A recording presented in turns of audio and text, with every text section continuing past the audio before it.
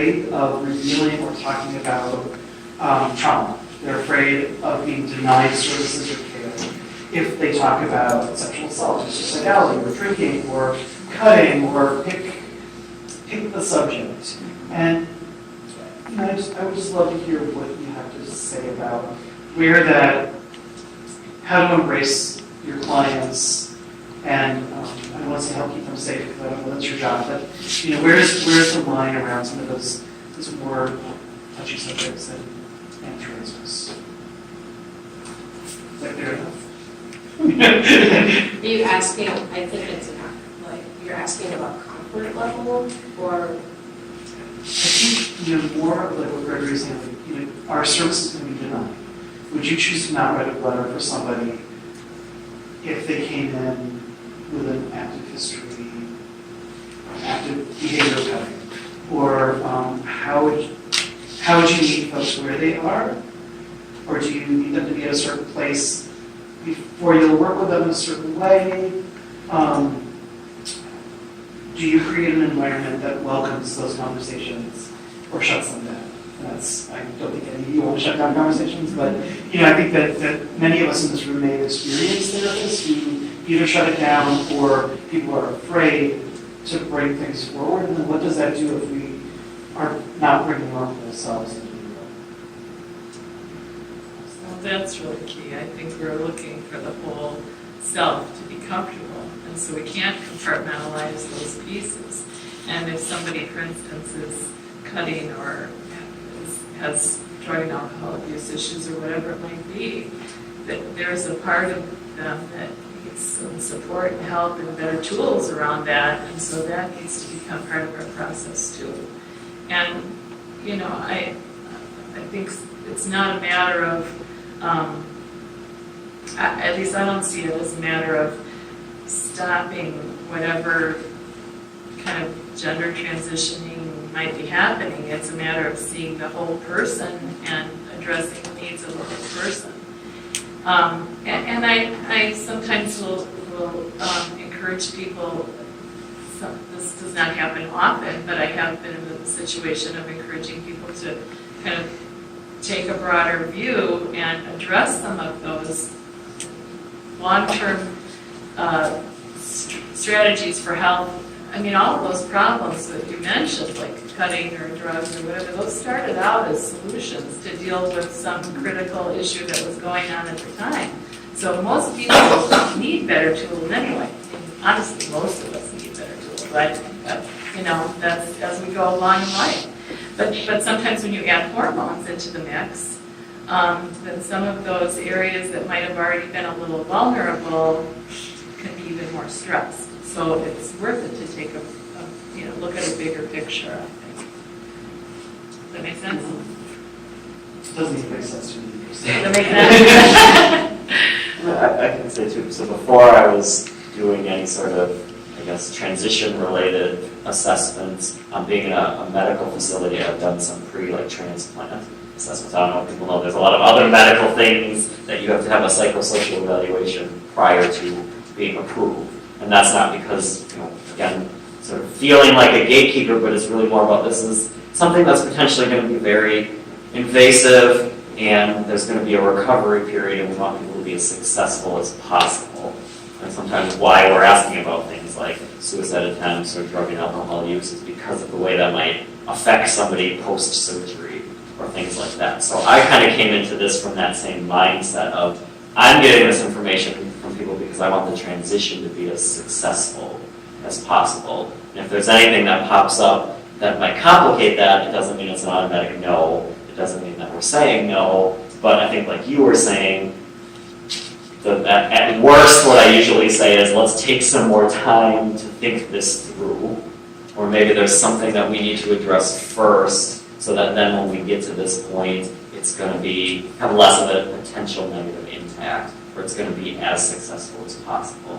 So I guess that's sort of the approach I take going into this, of never really having a hard no for any reasons, but more about because I genuinely do care and want people to be happy and healthy and successful. And if I've got any concerns, I think part of that being genuine is to say, let's just think a little bit more about this. If this were to happen after this, what would that look like?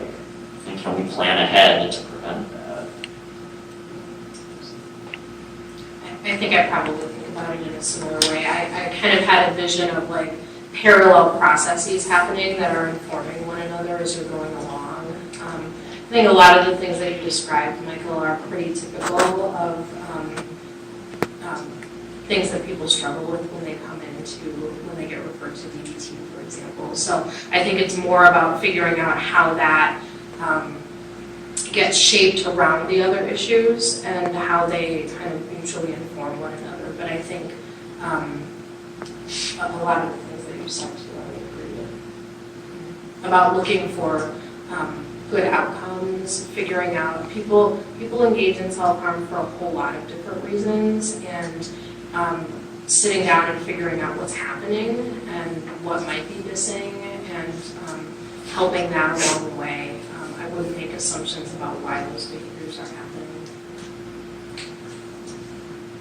I think when I'm working with a client, I recognize that who they are and what's happened to them can't be separated out.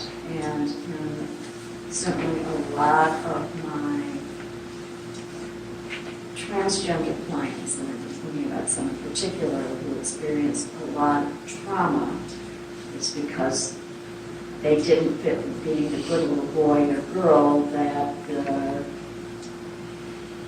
rural Christian family thought they should be, and so they were emotionally, physically traumatized because of who they are.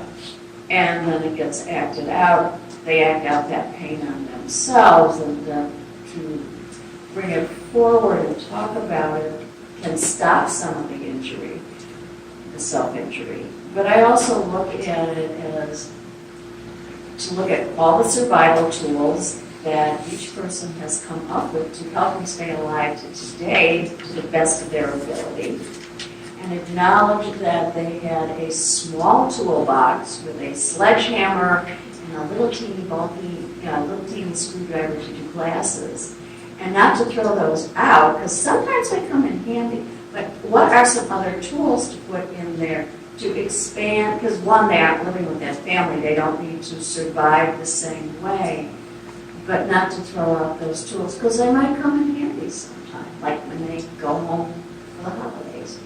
Not to hurt themselves, but to take out the sledgehammer and maybe knock down some old walls. But I can't separate that out, and in working with that and exploring, because I've had one of my adolescent trans clients who had been hospitalized, been in therapy from little on.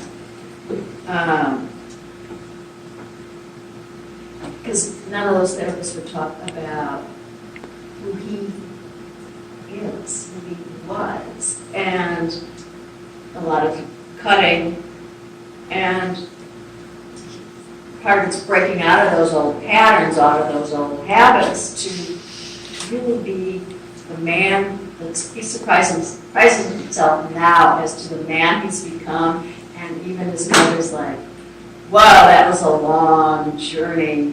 I'm so proud of her. And, it's like what we said, this is what somebody brings in. All of that is what they bring in. And I was like, well, I'm only going to work with this part because I don't know how to work with that part. And then you need to be honest. Kind of goes with the referral. You need to be honest to say, I'm not the right person to be working with you. And I think too many therapists try to pigeonhole their client in as opposed to being really honest and saying, I am not the right person for you. Let me find 3 legitimate referrals, and you call them and see how they feel for you. The other part is how often, and you probably will off that there too, that somebody's been given 3 referrals that don't fit what that person's needs are to begin with.